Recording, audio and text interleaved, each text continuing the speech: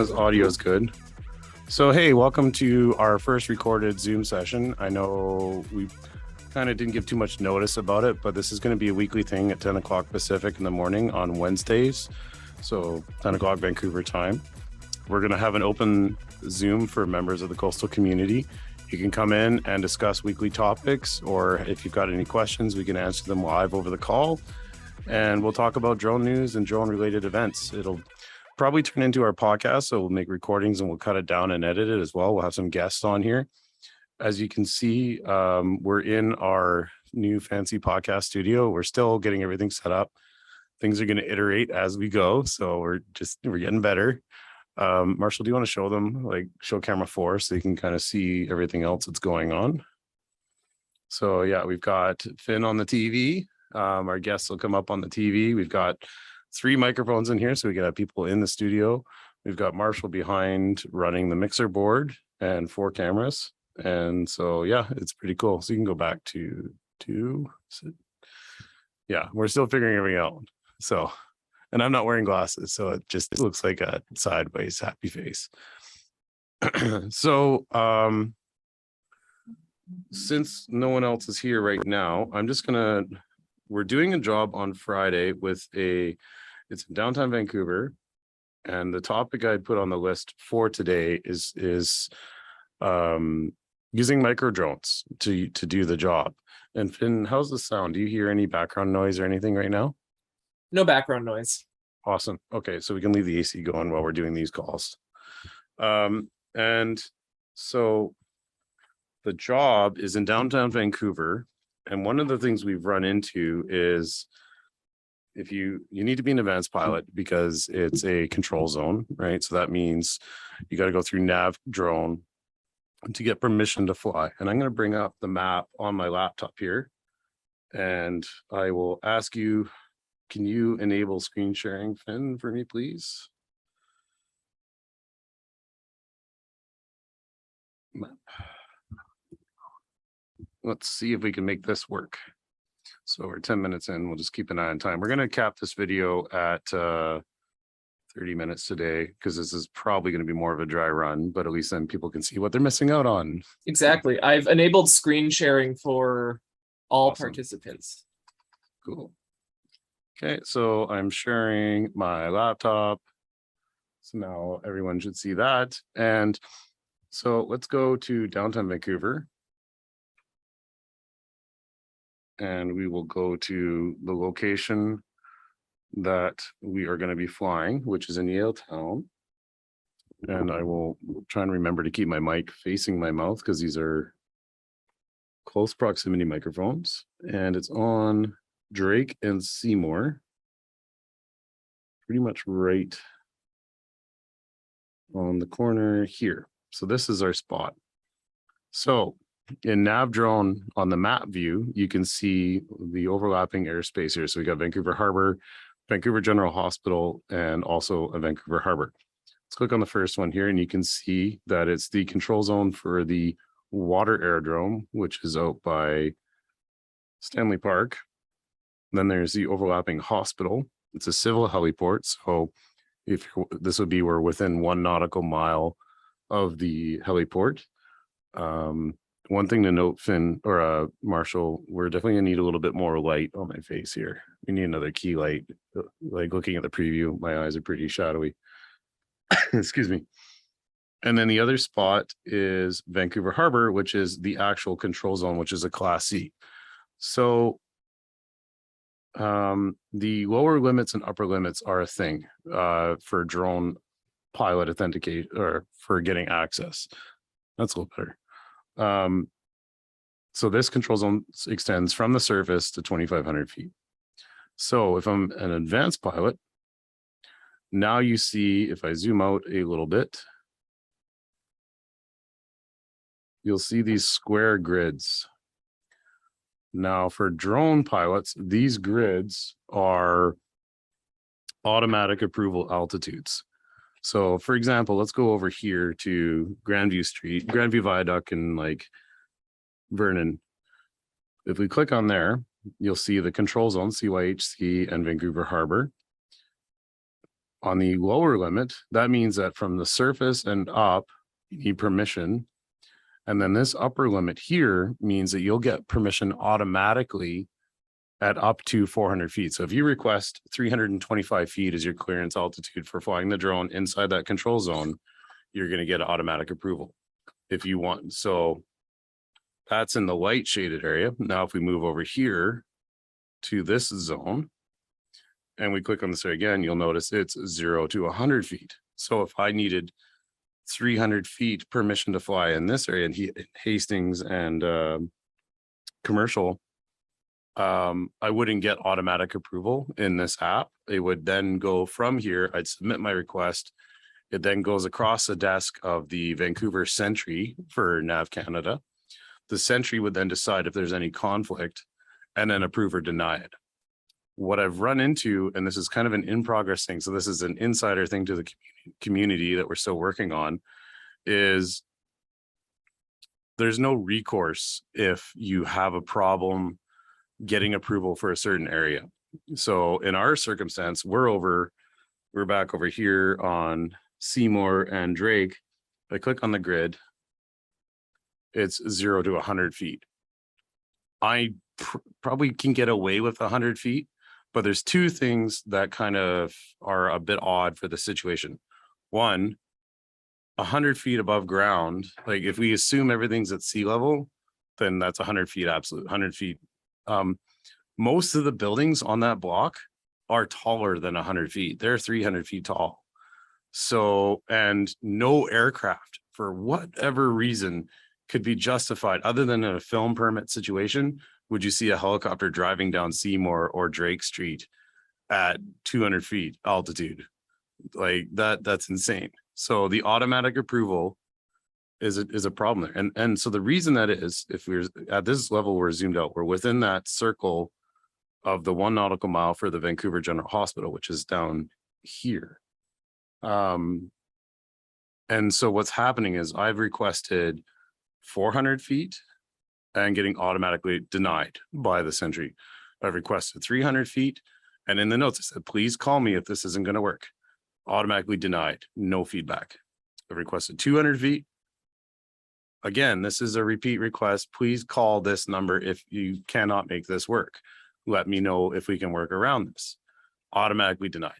And I've been very specific about where we're going and where we need to fly. And it's all between buildings.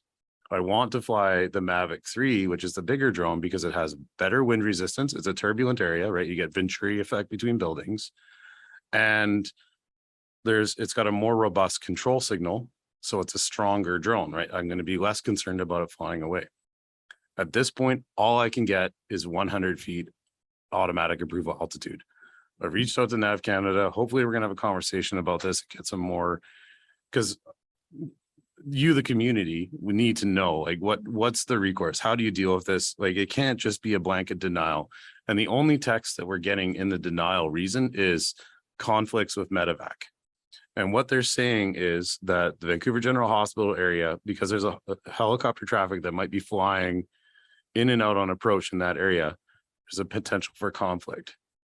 I argue as a helicopter pilot that there isn't, because we're talking about 100 to 300 feet AGL at sea level. A helicopter, if it's at 200 to 300 feet AGL over the downtown city, again, that is not a safe place for a helicopter to be. So it really shouldn't be there unless there's an emergency situation. And then obviously in that point, my responsibility as a drone pilot is to see and avoid and stay away from aircraft. I'm on the ground as soon as that helicopter is getting close to us. So there's got to be a bit more flexibility in this. And that's kind of the concern that we've run into. So what are we going to do? We have to do the flight, right? We're getting paid to do this job. The customer has a very specific a time window that we need to do this. We want to get it at sunset on a Friday because the rains haven't been great. Like, we've had not great weather for the last few weeks. So we've got one shot to do this. So our backup plan is the Mavic Mini, or the Mini 3 Pro in this situation. So the Mini 3 Pro is a sub 250 gram drone. This one weighs 249 grams. And it's going to be a compromise, and it's not going to be as good a footage because remember, we're dealing with low light situation. It's a smaller sensor, so the camera's not as good.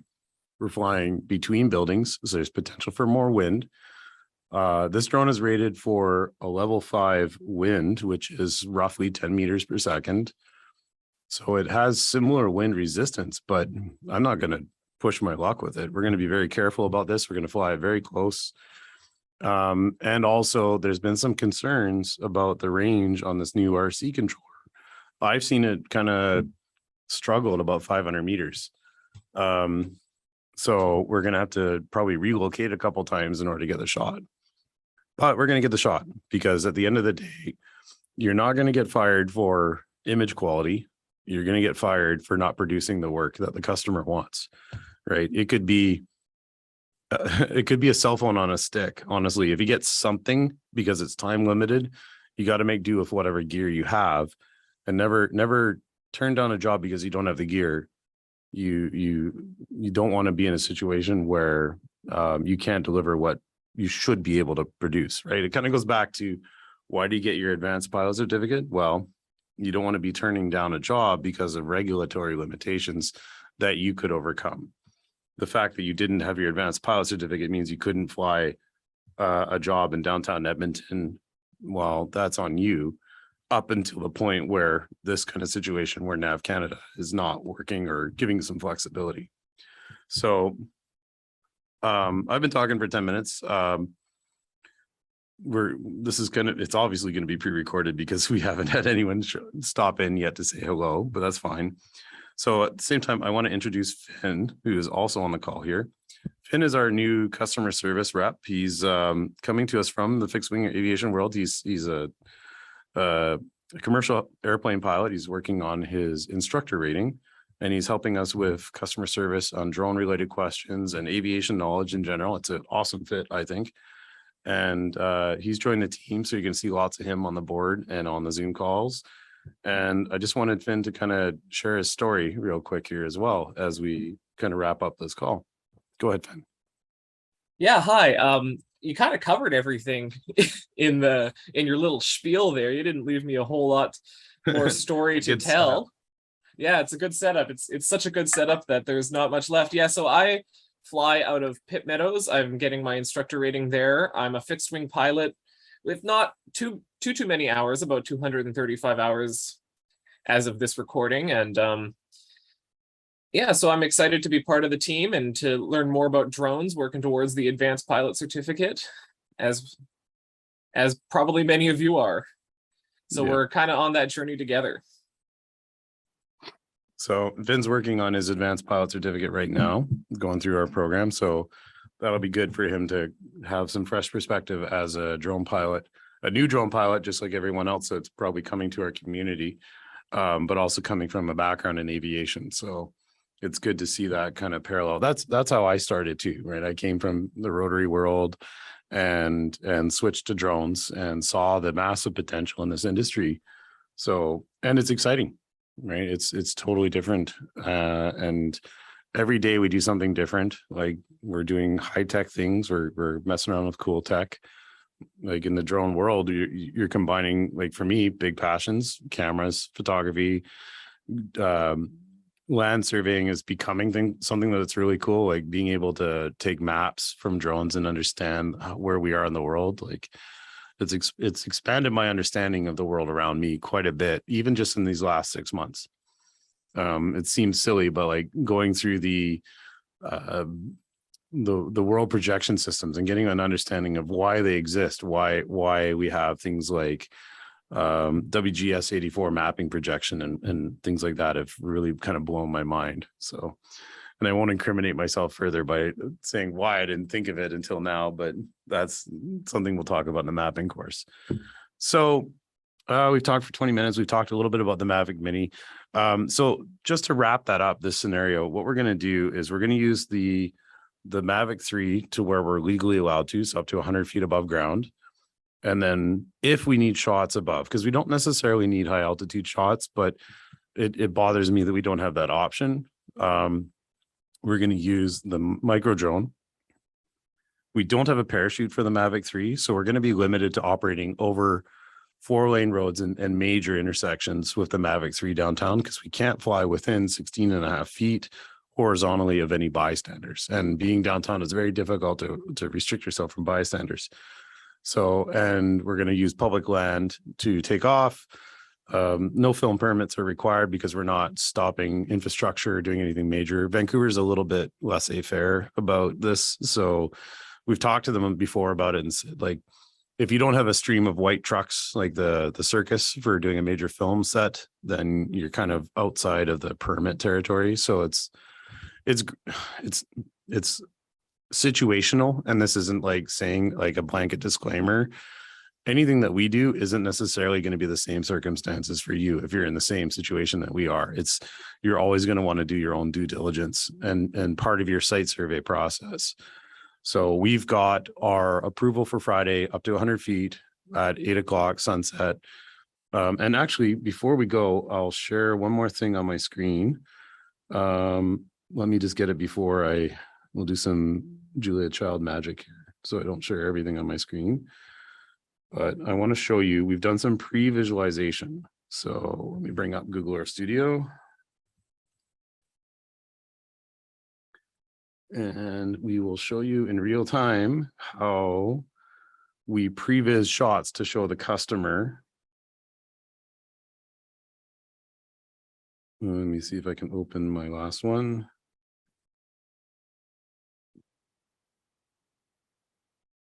Okay, share my screen. There we go. Hopefully that's big enough. You can see that okay, Finn. And so this, and this is good because I was talking with the customer on the phone, and I'm just gonna make this a little bigger.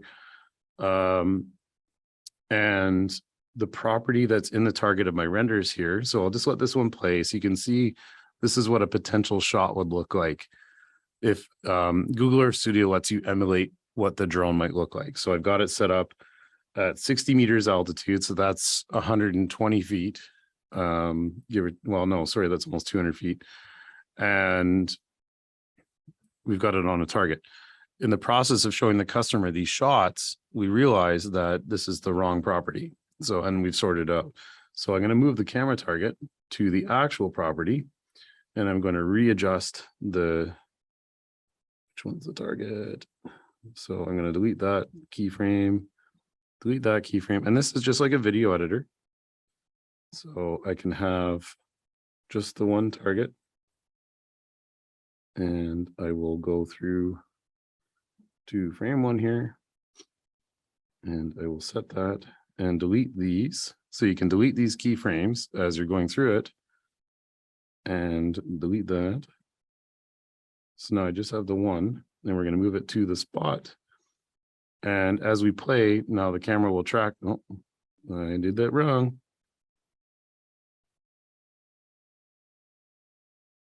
Let's move that again. Set that.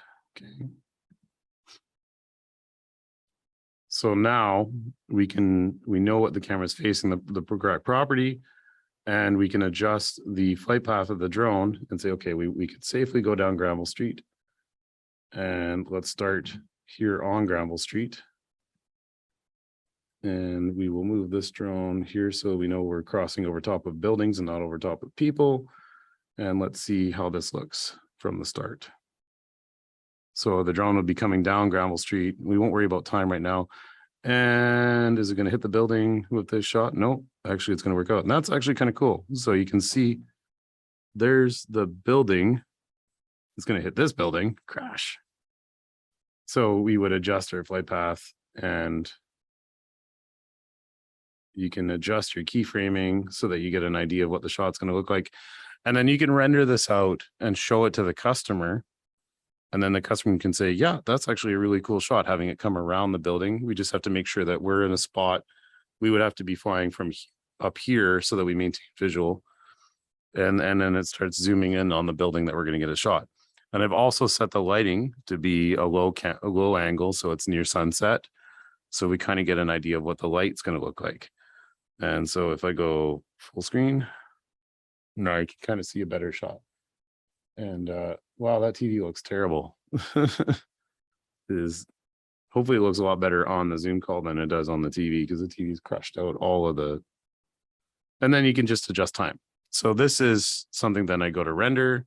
I'm going to set it to render in the cloud, and I'll get a notification in about 5-10 minutes that a video is ready that I can then send to the client, and they can say. So this is in beta right now. It's not meant to be used for commercial use. So you're not to use this footage in a finished product, but for communication and education, I think that's within the terms and conditions. So it's certainly a really cool tool. It's just like using Google Earth to adjust KML files or anything else. So that's something I wanted to quickly show you before we hopped off. Other than that, thanks for hanging out and checking out this video and replay. Hopefully you can make it to our next one on the Community Live Zoom call. It's going to be Wednesday, June 22nd at 10 o'clock Pacific. You can join via the community platform. We'll send out an email this week letting you know, and we're going to share this one in the email, so everyone that's not a member of the community can get a heads up about it. If you aren't a member of the community, if you watch this video and you found it useful, you can join the community for a free trial as part of your course purchase. Or if you just want to join the community and you've already done with all the training you think you want to take for now, it's $10 a month Canadian roughly for the monthly subscription. Basically a couple of cups of coffee at Starbucks or one breakfast. So pretty minor expense to be engaged. There's roughly, the number grows massively every day. We've got hundreds of members on the community right now. We want to see, and if we can get everyone kind of getting to know each other and get some engagement a bit more and start talking about cool stuff that's happening in the industry and share some wins. We can do show and tell. We can do critique sessions. We can do tutorial sessions. We could do an hour-long call on how to render and edit YouTube or ready footage. We could do workshops. We could even do live things on the job. There's some pretty cool stuff we can do with this tech. So we're open to suggestions in the comments. Email us, call us, get us up on Drift Chat in the course if you have any questions, or if you want to join us next week, we'd love to see you. So thanks a lot from me. Thanks from Finn. Thanks for Finn for moderating. Thanks for Marshall. Marshall, do you want to come on camera for a second and say hello? Marshall is joining us from Agency Media. We kind of stole him. He's a recent BCIT film grad. And he is a excellent videographer. He already did our unboxing. If you don't recognize the studio, we shot it in here. We're still figuring everything out when it comes to tech, but we're getting there. And I think every time we do this, we get a little bit better. And so we're excited to really ramp up the video and production side of this and really kind of get things rolling. So thanks a lot. We'll see you next week, and get out there and fly safe and enjoy the good weather when you can. Okay. Bye, everyone.